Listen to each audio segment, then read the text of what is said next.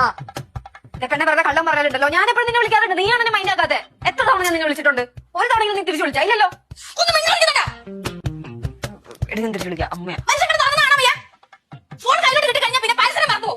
ഞാൻ ഫോണിലവിടെ സംസാരിച്ചോണ്ടപ്പോ അറിയാതെ കയറി വന്നത്. എന്റെ പുല്യത്തിനോട് ചൂടാവണെന്ന് ഞാൻ പൊക്കോളാം.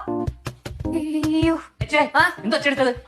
അത് അമ്മമാടെ റെസ്റ്റ് എടുക്കുമായിരുന്നു. അപ്പൊ ഞാൻ ആരതിയോട് ഫോണിൽ സംസാരിച്ചോണ്ട് കയറി ചെന്നത്. സൗണ്ട് കുറച്ച് കൂടി പോയി. എന്തോ മാമി അവരെ ശല്യപ്പെടുത്തല്ലേ. ഒന്നാമത് മാമി സ്വഭാവം മാറി മാറി വരെയാണ്.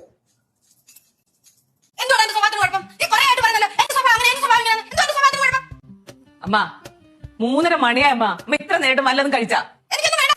മാമിക്ക് ആഹാരം വേണ്ടെന്ന് പറഞ്ഞാൽ വേണ്ട. അല്ല മാമി എത്ര ദിവസം പട്ടിണി? എത്ര നേരം കൊണ്ട് ഞാൻ പറയുന്ന കഴിക്കുന്നത്. അമ്മയ്ക്ക് മര്യാദയ്ക്ക് എന്തെങ്കിലും എടുത്ത് കഴിച്ചു. മര്യാദയ്ക്ക് എന്തെങ്കിലും എടുത്ത് കഴിക്കണോ? വിശപ്പില്ലെങ്കിൽ നീ കഴിക്കണ്ട. ഒന്ന് അലറാതിരിക്കാൻ എന്തോ വേണം നിനക്ക്.